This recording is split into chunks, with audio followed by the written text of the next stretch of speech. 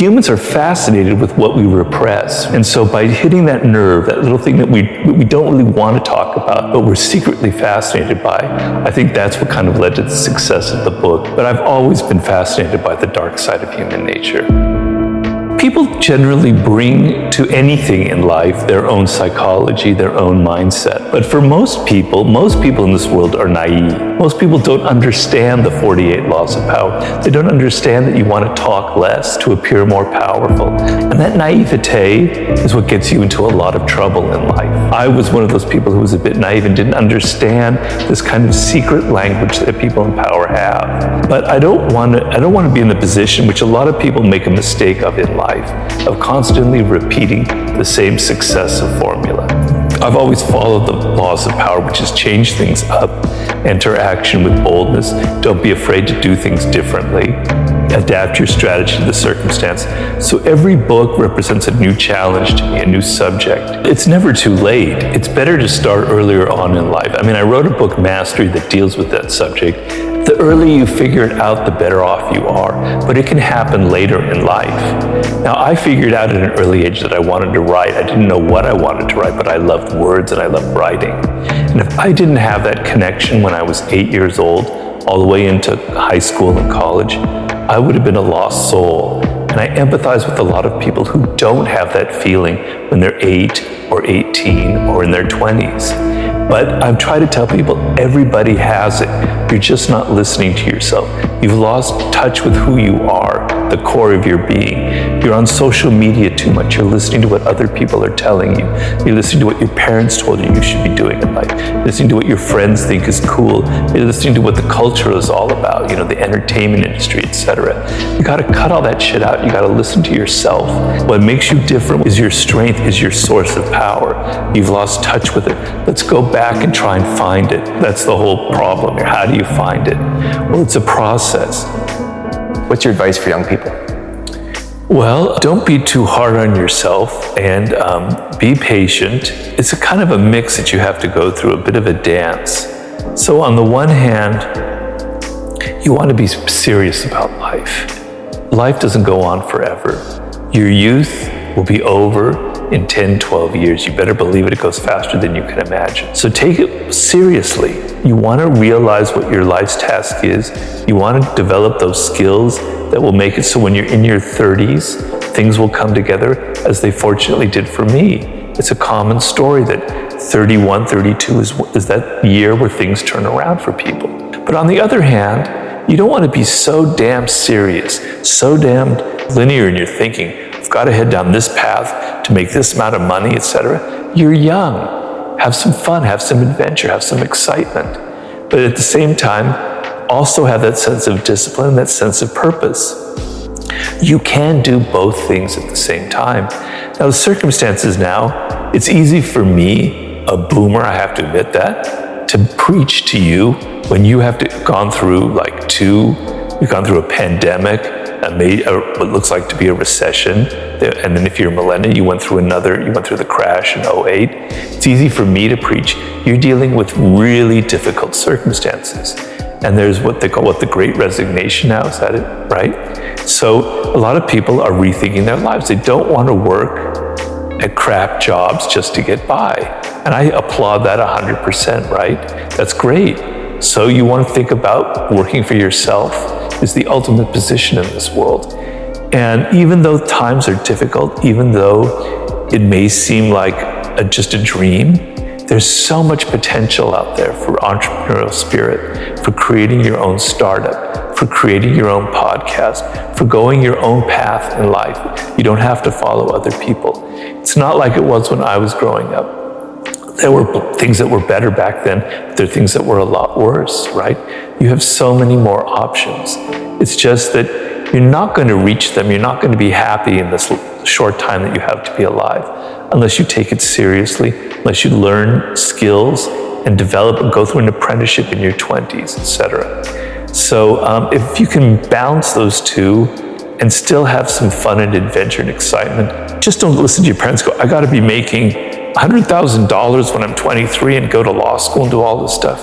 You're going to burn out. So kind of understand I guess the main thing I would say is know who you are, know what you're, deep down in your core, what you love, what you hate, and what you were destined to create in this world. That's like the most important process you can go through. You have to be patient. It's not going to come like a light bulb in your head. I was meant to do this. I was meant to write the 48 Laws of Power. That's not how it works. It takes time. To do anything in life takes time and hours and patience and work. I recommend starting a journal and such and writing down some of the things that I think are important to you. So I like to tell people to go back to their earliest childhood memories of things that really excited them before they got mixed up with parents and teachers and all that, other people telling them stuff, Like for me, it was words and language. I just was entranced by the sound of language itself, right? It was like music to me. I was a bit old, I have to say, for writing my first book and having this career change. I was basically in my late 30s, So I had a lot of bad experiences. I had a lot of tough things that I had gone through. So that kind of informed me, and it kind of funneled into this book. It was sort of a mix of circumstance and good luck, and I was able to draw upon everything that I had learned and all of my skills in life. So sometimes you hit upon something, it feels right, Like working in Hollywood, I was never comfortable. It didn't feel right. I'm kind of an entrepreneur at heart. I like working for myself. I don't like working for other people. I like to control what I do. Some of that's a bit negative, whatever, but writing this book, I could control everything. I was the master of my own domain. I didn't have people breathing down my neck, changing everything that I did. I was able to write about what I love, a subject that interests me. I was able to bring all my interest in history. I'm basically a failed novelist, so I'm able to now narrate stories in my own way, etc. It was like a perfect fit. And so going from that, I decided to kind of continue in that vein, But I don't want to be in the position which a lot of people make a mistake of in life, of constantly repeating the same successive formula. So a lot of writers who have a successful book, they then kind of make part two. They redo the same idea and they kind of recycle things because they figure, I don't want to disappoint my audience. I have to continue, pleasing them. They were pleased with the first one. I've always followed the laws of power, which is change things up. Enter action with boldness. Don't be afraid to do things differently. Adapt your strategy to the circumstance. So every book represents a new challenge to me, a new subject, whether it's seduction or war and strategy or mastering a field or human nature kind of thing. And so it represents a challenge, but it also represents I get to use the kind of format that I've created that fits me so perfectly. If you are somebody who's word-oriented and you end up going into a field that's about math or about numbers, you're in for a lot of pain in life, right? So you've got to figure that kind of what I call primal connection to some kind of field. You have to look at the things that you love and the things that you hate, right? So early on, entering the work world, I figured out that I don't like working for other people. I hate to say it. Some of it maybe I'm antisocial in my car. I don't know. I hope not. But I don't like working for other people. I don't like all the politics, all the crap you have to put up with. I realized early on I got to be working for myself, right? So what you don't like is very instructive to you. You're looking at things that are very powerful inside of you, that are emotional. They're not intellectual, they're feelings, they're emotions. They're visceral things that you connect to. I know it doesn't come easy. It's a process and you have to be patient, but you have to put in the work.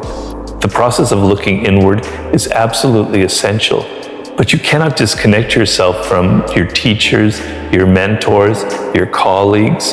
You could have all the skill in the world and know your life's task brilliantly, but if you continually alienate people by your boorish behavior, by your insensitivity, all of the skill level in the world will be completely neutralized by your own mistakes. I was frustrated, I was depressed, because I knew deep down that I could do something. I was different from other people, I had different experiences, and I knew that there was something I needed to express. There was a purpose to how my life had unfolded, but I couldn't find it.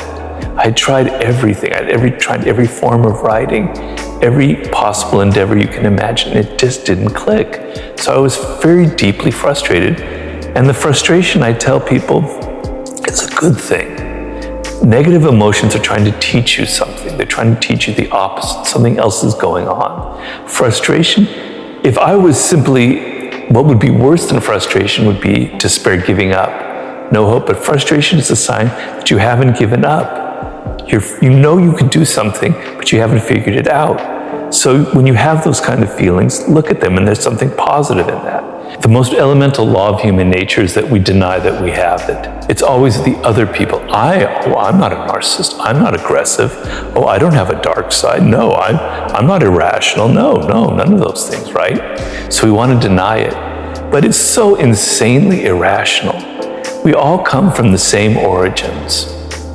We can trace it back. They've done it genetically to like one woman, the source of Homo sapiens, like hundreds of thousands of years ago. We're all cut from the same cloth. No matter our culture, no matter our gender, no matter our period in history, we all have the same genetic components. We all went through the same evolutionary process, the same brains wired in the same way. So if some people are deep, what I call deep narcissists, no doubt, and they're toxic and they're difficult. But if some people have that, how is it that other people don't have any of it? That's not possible. There must be something within all of us that would make us all prone to becoming deep narcissists. But some people, it makes them fall into that deepness. Others, we're able to save ourselves, right? But if aggression is something that's built into human nature, and I try and go through the whole history of it, right? So you're wanting to exclude yourself. So, I mean, people have posted comments on YouTube about my ranting about narcissism. They go, well, Robert, you're a snake oil salesman. That's absolutely ridiculous. I'm not a narcissist. 0.05% of people are known to be narcissists. I can bet you that the person saying that is a narcissist, right? Because the fact that you want to deny that you have this quality is a sure sign that you have it, that you're in denial. You're trying to shine a great light on yourself. Look, I'm superior. I'm the one person in the world on this planet that doesn't have it. Man, you're a narcissist, right? That is a sure sign of it. So stop denying it. Laws of Human Nature should be a painful book to read. It was a painful book to write because it throws a mirror on yourself. It makes you come to terms with some of your own nooks and crannies that you don't want to look into, right? You don't want to come to terms with the fact that you feel envy. But envy is the most common human emotion of them all. There's a deep history of it. I go into it in the book. Our hunter-gatherer ancestors, chimpanzees are prone to feeling envy.